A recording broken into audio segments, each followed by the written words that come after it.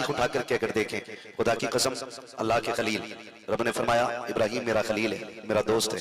आप पर पहले कोई औलाद नहीं थी, फिर हजरत हाजरा के जरिए अल्लाह ने आपको हजरत इस्माइल जैसे बेटे से नवाज दिया, और बेटा भी कैसा, चांद जैसा बेटा, चांद जैसा बेटा। आप ज्यादा बेटे के साथ घुल मिल के रहने लगे, फरिश्तों ने बातें डाल दी, मालिक ये तेरा दोस्त है और ये प्यार बेटे से ज्यादा करता है। रब ने कहा नहीं, आज भी मुझी से ज्यादा प्यार करता है। फरिश्तों ने कहा देखना चाहते हैं, रब ने कहा अच्छा देखना चाहते हो, हुक्म दिया जिब्रील, हुक्म दिया इब्राहिम जी रब्बे जलील का जाओ, तुम्हारी और मेरी दोस्ती के बीच में कोई तीसरा आए मुझे पसंद नहीं है। मालिक चाहता क्या है, कहा जाओ इस बेटे को लो और अपनी बीवी को लो और ऐसी वादी में छोड़ के आओ जहां कोई खेती नहीं होती है। कहां लेके गए रब की फरमाइश, रब के हुक्म के मुताबिक। तारीख गवाह है, मैं कुछ बताना चाहता हूँ। जब लेके बीवी बच्चे को चले आप उस जगह पहुंचे जहां पे आज मक्का शरीफ आबाद है, और थोड़ा सा सत्तू, थोड़ा सा पानी दिया और दे करके वापस होने लगे। खुदा की कसम बीवी हो तो ऐसी होनी चाहिए, यूं ही कोई कनीज़े फातिमा ज़हरा नहीं कहा जाएगा। शोहर को बद्दुआएं देने वाली कैसे जन्नती हो सकती है, उसके किए धरे पे पानी फेरने वाली हो कैसे जन्नती हो सकती है, मेरी समझ में बात नहीं आती है। आप तारीख का ये बाप पलट करके तो देखें, अल्लाह के खलील जब अपनी बीवी और बच्चे को छोड़ के जा रहे हैं, हजरत हाजरा ने अपने शोहर से ये नहीं कहा था कि मेरे सरताज जरा ठहरो तो सही, हमें भी साथ जाना है। क्यों आपने हमारे साथ ये किया, आपको नहीं करना था, आपने इस तरह का कोई जुमला नहीं किया। कितनी फरमाबरदार बीवी है, 3 मील तक अल्लाह के खलील के पीछे पीछे चली है। अल्लाह के खलील ये तो बता के जाइए यहाँ क्यों छोड़ के जा रहे हैं, किसके सहारे छोड़ के जा रहे हैं। तारीख का ये बाप पलट करके देखिए, फिर रिश्ते की सच्चाई को समझिए, कौन बेटे को छोड़ के जा रहा है, अल्लाह का खलील हजरत इब्राहिम छोड़ करके जा रहे हैं। हालात आप देखिए, जब हजरत हाजरा ने दामन पकड़ के कहा था खलील ये तो बताओ किसके सहारे छोड़ के जा रहे हो और क्यों छोड़ करके जा रहे हो, कोई जवाब अल्लाह के खलील ने नहीं दिया है। बस आंखों से आंसू टप टप गिरते जा रहे हैं। कौन रो रहा है बेटे की मोहब्बत में, ये वो रो रहा है कि जिसको नमरूद में आतिश नमरूद में डालने की बारी आई है तो आग से डर कर नहीं रोया है, दुश्मनों से डर कर नहीं रोया है, बड़े बड़ी मुखालफत से नहीं रोया है। ये करंट मार रहा है भाई, इसको सही करो, ये दूर से भी करंट मार रहा है। ऑपरेटर साहब, याकूब भाई आप यहाँ आ जाएं, जरा सा देख लें इसको, इसमें अर्थिंग उतर रही है, आगे आइए आप, इसको देखिए जरा चेक कीजिए। तवज्जो है आप लोगों, गौर करें। हजरत इब्राहिम खलीलुल्लाह मतलब आग में डाले गए, तब भी आंसू नहीं आए, दुनिया भर की सऊबतें बर्दाश्त की, लेकिन रोए नहीं। लेकिन जब बेटे को रुखसत करने की बारी आई है, जब बेटे से जुदाई की बारी आई है, अल्लाह के खलील की आंख में आंसू आ रहे हैं, अल्लाह का खलील रोता जा रहा है। कोई जुमला आपने नहीं कहा है। हजरत हाजरा पीछे पीछे चल रही है, हजरत हाजरा पीछे पीछे जा रही है। हजरत हाजरा ने पीछे पीछे जाके कहा था अल्लाह के खलील ये तो बता दो कि ये आप अपनी मर्जी से छोड़ के जा रहे हो या रब के कहने से छोड़ के जा रहे हो। अल्लाह के खलील का जवाब सुनते हो प्यारे, सुनो। अल्लाह के खलील ने कहा था हाजरा मैं अपनी मर्जी से नहीं, रब के कहने से छोड़ के जा रहा हूँ, रब के कहने से छोड़ के जा रहा हूँ। फिर हाजरा का तवक्कुल देखिए, ये नहीं कहा था खलील निकाह क्यों किया था, ये भी नहीं कहा था इब्राहिम निकाह में क्यों लाए थे, ये भी नहीं कहा था इब्राहिम रिश्ता क्यों बनाया था, बल्कि कहती है ठीक है फिर इब्राहिम चाहिए, खुदा तुम्हें भी सलामत रखे। खुदा नारे तकबीर, नारे रिसालत, उलमाए अहले सुन्नत, मसलके आला हजरत। वहां से थोड़ा सा पावर ज्यादा हो रही है। खुदा तुम्हें भी सलामत रखे, खुदा हमें भी सलामत रखे। ओ भाई रिश्ता देखे बेटे का, जो आग में डालते वक्त न रोया, बेटे की जुदाई पे रो दिया, बेटे के लिए रो दिया, वो बेटे के लिए रो दिया, रो दिया वो बेटे के लिए। आज कितने बेटे रोते हैं अपने बाप के लिए यार, कितने बेटे रोते। आओ तुम्हें बताऊं, चलो गर्मी का मौसम देखो, कितने बूढ़े बाप किसी पेड़ के नीचे दोपहरी काटते, किसी मकान के छाए में बैठ के अपना वक्त गुजार रहे, किसी ने दीवार की बना ली हुई है दोपहरी का वक्त काटने के लिए। क्यों? इस बूढ़े बाप के लिए आज इस मकान के नीचे 2 फीट की जगह तक बाकी नहीं जो ये अपनी दोपहरी काट सके। और घर के अंदर बूढ़ा रहता है तो हमारी माँ बहनें जो बहुएं होती हैं कहती हैं कि सुनो बूढ़े घरों में नहीं रहते हैं, बाहर रहना चाहिए बूढ़ों को। पूरी जिंदगी एक छत बनाई थी, इसीलिए बनाई थी कि आज इसे छत के नीचे बैठने तक की जगह नहीं दी जाए। मुझे बताओ इसलिए भी बनाई गई थी छतें। वो बूढ़ा बाप जब पूरी जिंदगी धूप में तब के दीवारें खड़ी करता रहा, अरे यार कोई पेड़ भी लगाता है ना तो उसे भी कुछ उम्मीदें होती हैं।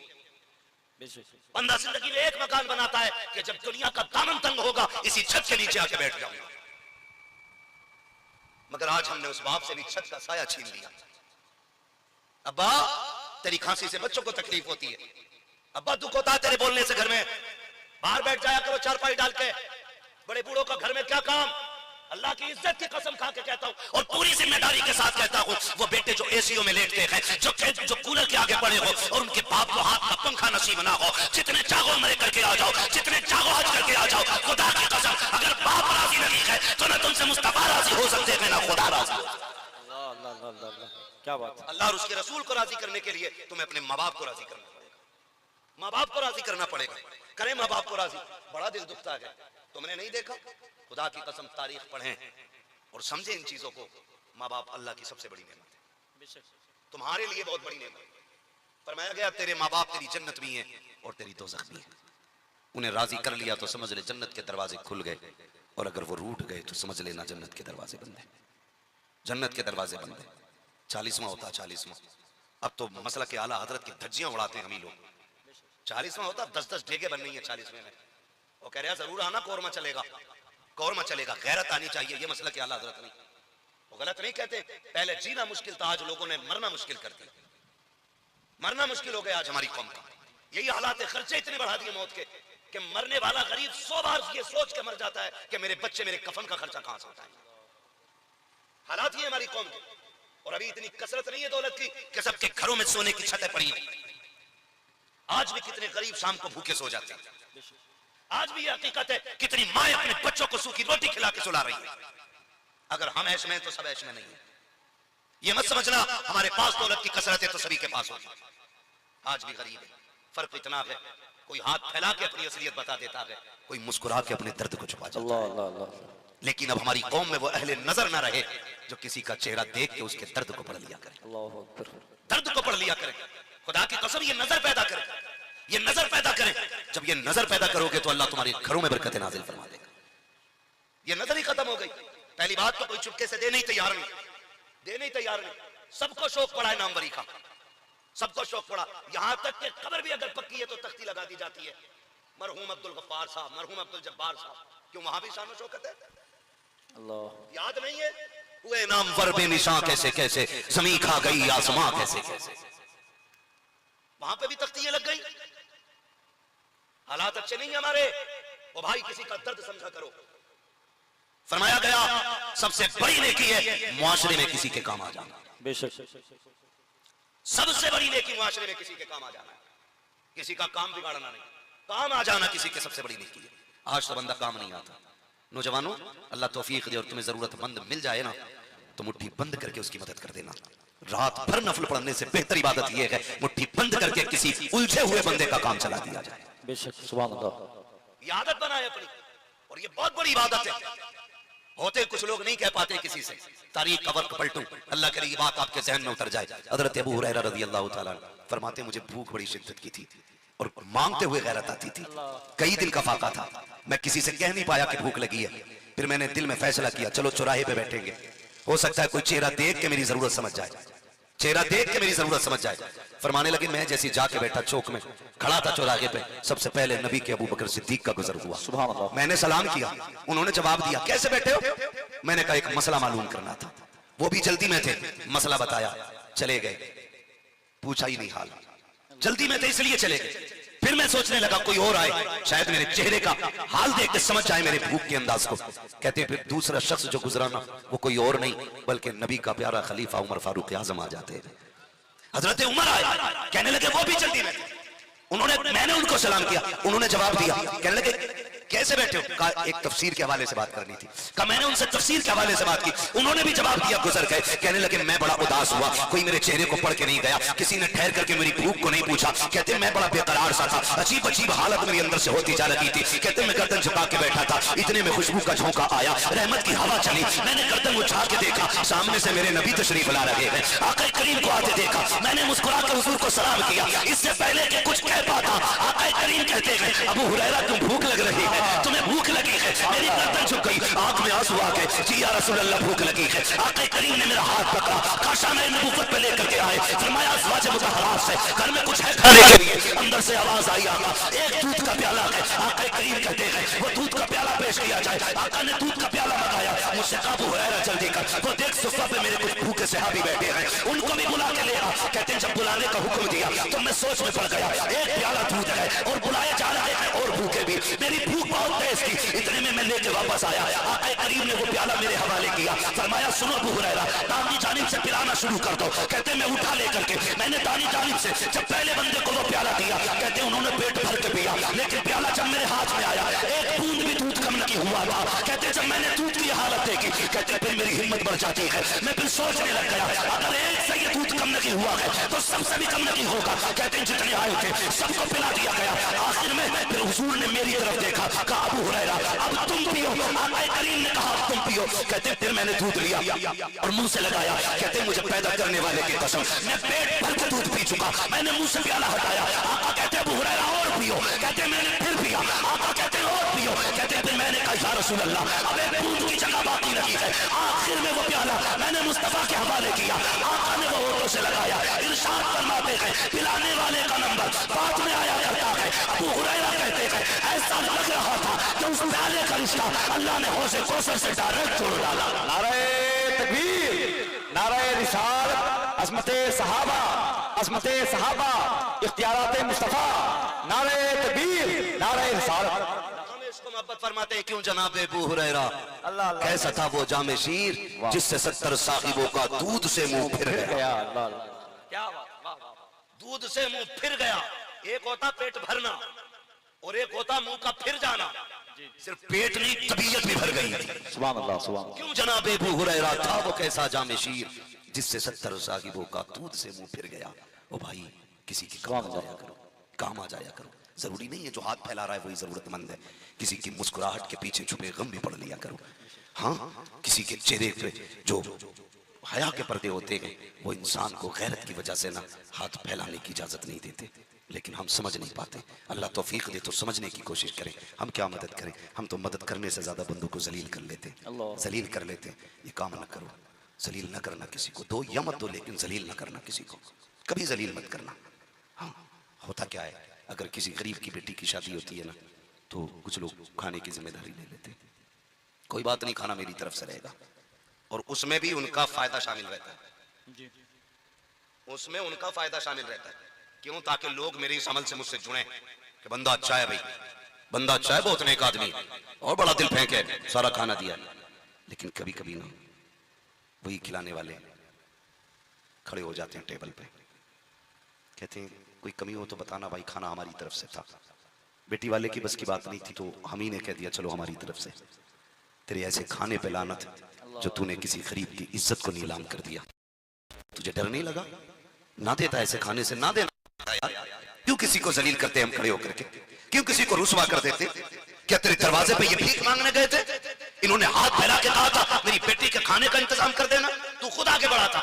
ऐसे नहीं होती है नेकी, नेकी ऐसे होती है। हजरत आयशा सिद्दीका अपने भांजे को बुला के कहती है ये लो राशन का थैला, इसको उठाओ। वो जो पड़ोस वाली गली में बंदा रहता है, बड़ा गरीब, उसके घर खाने के लिए कुछ नहीं है, जाओ उसके घर रख के आ जाना। दो काम करना है, एक अगर पूछे किसने दिया है तो नाम ना बताना, और दूसरी बात यह है कि उसके हाथ में नहीं देना है, रख के आ जाना। भांजे हैं हजरत अबू बकर सिद्दीक के नवासे हैं, हजरत अबू बकर सिद्दीक के, और हजरत आयशा सिद्दीका के भांजे जब आए ना देख करके कहने लगे खाला जान, कहा क्या? एक बात समझ में नहीं आई। कहा कौन सी बात? कि नाम बताने के लिए क्यों मना किया? कहते हैं बेटे जब कोई किसी से कुछ ले लेता है या किसी का एहसान मंद हो जाता है बेटे, फिर वो उसकी गली से गुजरता है तो हया से गर्दन झुक जाया करती है, शर्म से नजरें नीची हो जाती है। बेटे अगर नाम बता देता, अगर वो कभी आयशा की गली से गुजरता तो शायद उसकी नजर हया से झुक जाती कि मुझ पर आयशा का एहसान है। एक वक्त का खाना भेजा था आयशा ने, कहा इसलिए मैंने नाम बताने से मना कर दिया था। कब खाला एक बात और बताए ना, नाम की बात समझ में आ गई, हाथ में क्यों नहीं देने दिया? उम्मुल मोमिनीन आयशा सिद्दीका, सच्चे बाप की सच्ची बेटी, पारसा बाप की पारसा बेटी, जन्नती बाप की जन्नती बेटी का जवाब सुने। आपने कहा था भांजे हमेशा याद रखना, जो देने वाला हाथ होता है वो ऊपर होता है और जो लेने वाला हाथ होता है वो नीचे होता है। आयशा ये भी नहीं चाहती है मेरी वजह से किसी का हाथ नीचे हो जाए। अल्लाह अल्लाह। नारे तकबीर, नारे रिसालत, खानदाने मुस्तफा, नारे रिसालत। सुभान। ओ भाई इस तरह नहीं किया करो, क्या बात, ऐसे नहीं किया करो कि किसी का हाथ भी तेरी वजह से नीचा ना हो। सुभान अल्लाह। आज तो एहसान जता जता के बंदा कहता भूल गए, तुम फंसे थे तो मैंने निकाला था, तुम्हारा काम मैंने चलाया था, तुम्हारा ये काम मैंने किया था। कुछ ना कहा करो, कुछ ना कहा करो। अगर कोई काम अल्लाह आपसे ले रहा है ना तो फिर शुक्र के सजदे किया करो, वरना जहां तक देने वाले की बात है ना, सच तो ये कि कौन देता है देने को मुंह चाहिए, देने वाला है सच्चा हमारा नबी। हाँ ये तो मुकद्दर की बात है, किसका किधर क्या लग रहा है। बंदे जलील करते ना किया करो, रिश्ते निभा के चलो, प्यार बांट के चलो, मोहब्बतें तकसीम करो एक दूसरे में, एक दूसरे के काम आया करो। काम आया करो। आज सबसे बड़ी मुसीबत यह है ना कि रिश्तों में दरारें होती जा रही हैं, हमें रिश्तों की कदर मालूम नहीं रही, है ही नहीं। सच्ची बात है, बंदा सगे बाप सगे भाई से ज्यादा फेसबुक फ्रेंड पे ध्यान दे रहा है। गलत नहीं कह रहा हूं, आपको शायद कड़वी लगे बात ये, आप 18 घंटे फेसबुक और व्हाट्सएप को देते और 8 मिनट अपने माँ बाप को नहीं देते। क्या बात है। और कैसे करोगे प्यार उनसे? 24 घंटे आंख बंद होती है तो यूं ही हो जाती है, और उठते ही सबसे पहले मोबाइल टटोरिया चेक कर रहा, रात भर में कितने लाइक आए, कितने कमेंट आए। ये सब दिखावा है, कुछ नहीं है। तेरे लिए सच्चाई तेरे माँ बाप के पास है। सच्चा प्यार आपसे आपके माँ बाप कर सकते, आपके बहन भाई कर सकते। हैरत होती है, दुख भी होता है। एक साहब को देखा, कह रहे कि मैं कल नहीं मिल सकता आपसे। क्यों नहीं मिलेगा? कहा मेरी बहन के बच्चे का जन्मदिन है, उसका बर्थडे गिफ्ट लेके जाना। मैंने कहा इसकी कौन सी बहन है? पता चला मुंह बोली बहन है। जो लोग उसे जानते थे उन्होंने कहा ये लगे तक की बहनों को इतना निभा रहा है, और सगी बहनों से इसे बात किए हुए सालों साल बीत जाते। ये है हमारी कड़वी सच्चाई। दिखावे में बड़ी तेजी से हम आगे जा रहे हैं।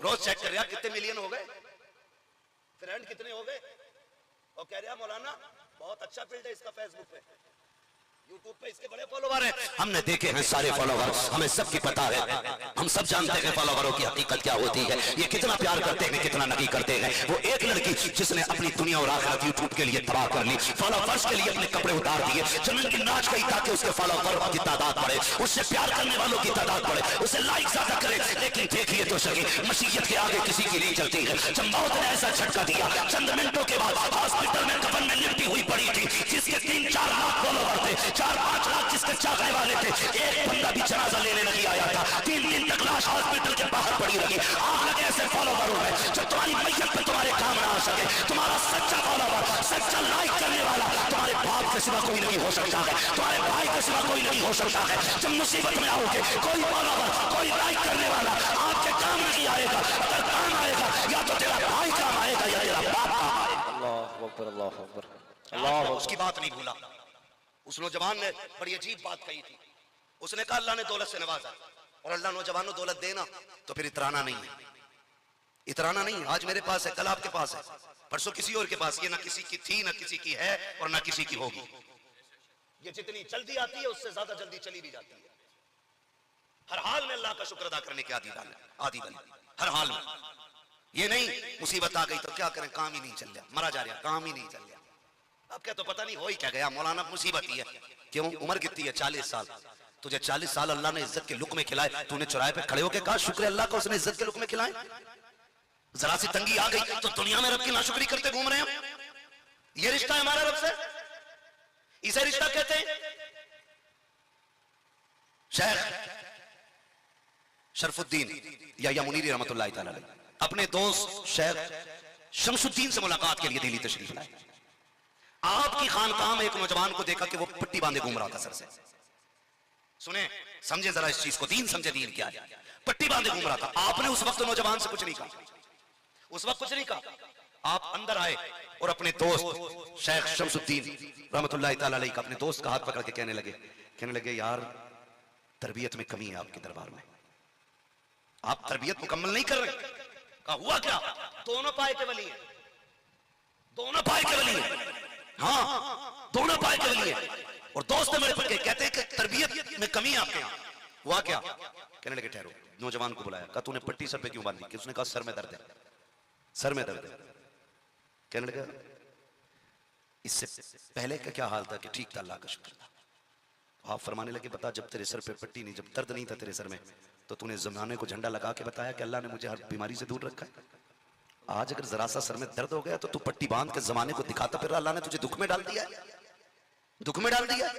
जरा सी उलझन और जरा सी परेशानी आ जाती है तो हाहाकार मच जाता है, मर गए कुछ नहीं हो सकता। ओ भाई तुम अल्लाह का शुक्र अदा करो, अल्लाह अपनी नेमतों में इजाफा फरमाएगा, नेमतों में इजाफा फरमाएगा। आज दौलत हो ना, इतराना नहीं है, घमंड नहीं करना।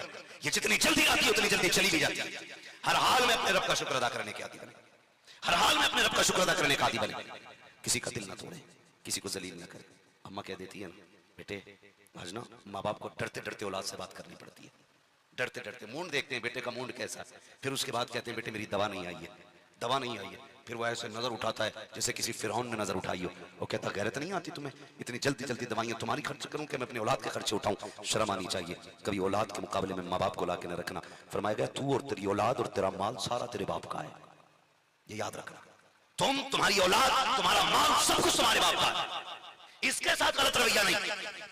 अगर बढ़ना चाहते हो ना, इन पे खर्च किया कर। आज कितने माँ बाप रो रहे हैं, कितने माँ बाप रो रहे हैं। आज तुम बेटे हो, कल तुम बाप बनोगे। आज जवान हो, ये देखना, देखते देखते ये हड्डियां फिर ये कमजोरी में बदलेंगी, ये जवानी बुढ़ापे में बदलेगी, और ये तुम्हारी ताकत ये कमजोरी में बदल जाएगी, और तुम्हारा ताल्लुक ये टूट में बदल जाएगा। आज जहां खड़े होते हो यारों का हुजूम रहता है, दोस्तों की भीड़ रहती है। एक दिन ऐसा भी आएगा ये सारे यार तुम्हें छोड़ देंगे, सारे दोस्त छोड़ देंगे, कोई 2 मिनट तुमसे बात करने के लिए तैयार नहीं होगा। आज जो लंबी लंबी बातें करते हो, माँ बाप को जवाब दिया करते हो, एक दिन ऐसा भी आना है अगर जिंदगी रह गई तो इस जबान में बोलने की ताकत नहीं होगी, हाथों में चलने की ताकत नहीं होगी, तुम मुंह से रोटी तक नहीं मांग पाओगे, अपनी मर्जी का खाना नहीं खा पाओगे। जो डॉक्टर कह देगा, जितना डॉक्टर कह देगा, जैसे डॉक्टर कह देगा, तुम्हें पैसे रुपए दिए जाएंगे, वैसे खिलाया जाएगा। उस दिन से डरो जब तुम्हें मोहताज बना के चारपाई पर डाला जाए। उस दिन की तैयारी आपसे करनी है। आज माँ बाप की खिदमत में लग जाओ, कल तुम्हारी औलाद तुम्हारी खिदमत में लगती नजर आए। वरना याद रखना, अगर आज तुम माँ बाप के नहीं हो सकते, कल औलाद तुम्हारी नहीं होगी। सीधी सी बात है। वो किसी ने कहा अपने बाप को ना, उसकी बीवी ने कहा कि जी इसकी खांसी अच्छी नहीं लगती। मेरी बहनें बैठी हैं, इनसे भी गुजारिश है, कान खोल के सुने। तेरी जन्नत तेरा शोहर है, और तेरे शोहर की जन्नत तेरे सास ससुर है। ये कान खोल के सुने। अगर तुझे अपनी जन्नत बचानी है ना, तो फिर अपने शोहर की जन्नत को तबाह ना करने देना। सीधी सी बात। मुझे जी पहली बात तो मैं जानता हूं कि मुझे जन्नत बांटनी नहीं आती, और मुझे लगता भी नहीं है कि जन्नत इतनी सस्ती है कि यूं ही खाते खाते जन्नत में चले जाएंगे। मुझे नहीं लगता है। शराबी भी कह रहा है अरे देखा जाएगा, बख्शे हुए हैं, हुजूर ने वादा ले लिया है। मुझे बताओ, एक वो जो 365 दिन में रातों दिन अल्लाह को मनाने की कोशिश करता है, एक दाना हराम का नहीं खाता है, एक वो बंदा और एक वो जो शराब में डूबा रहता है, क्या कयामत में अल्लाह दोनों को एक जगह खड़ा करेगा? बताओ मुझे। हो सकता है एक वो बंदा जो मजदूरी करके बच्चों को खिलाता है, और एक वो बंदा जो ब्याज से बच्चे पालता, क्या कयामत में दोनों एक जगह होंगे? बोलो, हो सकता है ऐसा?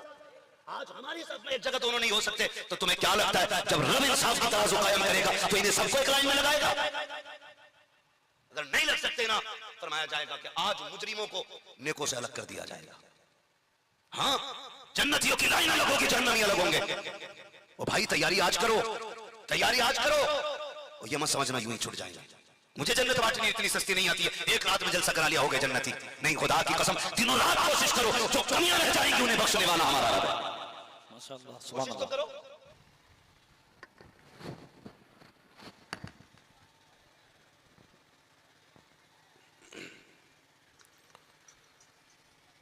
मिंबर रसूल क़फ़रोज़ बावक़ार लाहिक़ सरीज़ तकरीम उलमा अहले सुन्नत महफ़िल पाक में तशरीफ़ फरमा मुहतरम बुज़ुर्गों, नौजवान साथियों, अज़ीज़ बच्चों, इस्लामी रिश्ते की इफ़्फ़त में आप पर्दा नशीन माँ और बहनों व जुमला सामईन व सामियात, अस्सलामु अलैकुम व रहमतुल्लाहि व बरकातुहू। वालेकुम सलाम व रहमतुल्लाहि तआला व बरकातुहू।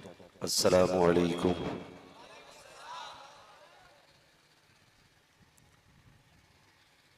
अल्हम्दुलिल्लाहि रब्बिल आलमीन वल आक़िबतु लिल मुत्तक़ीन वस्सलातु वस्सलामु अला रसूलिहिल करीम। अम्मा बअद फ़अऊज़ु बिल्लाहि मिनश शैतानिर रजीम। बिस्मिल्लाहिर रहमानिर रहीम। या अय्युहल्लज़ीना आमनु उदख़ुलू फ़िस्सिल्मि काफ़्फ़ा। सुभान अल्लाह।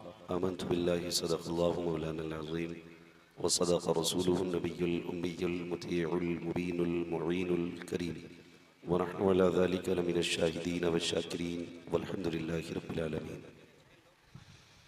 या खुदा बहरे जनाब मुस्तफ़ा इमदाद कुन, या रसूल अल्लाह बहरे खुदा इमदाद कुन, या शहीद करबला, या दाफ़िए करबो बला, गुल्लुक़ा शहज़ादे गुलगो क़बा इमदाद कुन, गौसे आज़म बने बेसरो सामा मददे, क़िबला दी मददे, काबा ईमा मददे, बगिरदा बे बला उफ्ताद कश्ती, मदद कुन मदद कुन मदद कुन, या मुईनुद्दीन चिश्ती क़ादरी नारे, या गौसे आज़म मीज़नम दमज़ शेख अहमद रज़ा ख़ान क़ुत्ब आलम मीज़नम, बलग़ल उला बिकमालिही कशफ़त दुजा बिजमालिही हसनत जमीउ ख़िसालिही सल्लु अलैहि व आलिही करूं तेरे नाम पे जां फिदा, न बस एक जां दो जहां फिदा, सुभान अल्लाह, दो जहां से भी नहीं जी भरा, करूं क्या करोड़ों जहां नहीं। जिसको अपने नबी से जितनी मोहब्बत का एहसास हो, कोशिश करें सारे लोग उतनी आवाज़ के साथ रसूल और अली रसूल की बारगाह में दुरूद सलाम की डालियां निछावर कर लें। बड़ी आवाज़ बुलंद अल्लाहुम्मा सल्ली अला सय्यदिना सल्लल्लाहु अलैहि वसल्लम या रसूलुल्लाह या हबीबल्लाह सल्लल्लाहु तआला अलैहि वसल्लम। मुहम्मदिन मादिनिल जुदी वल करम व आलिहि व अस्हाबिहि व बारिक वसल्लम। सलातु व सलामुन अलैका या रसूलल्लाह सल्लल्लाहु तआला अलैहि वसल्लम। लाइक मुबारकबाद हैं वो तमाम हज़रात जिन्होंने तालीमी बेदारी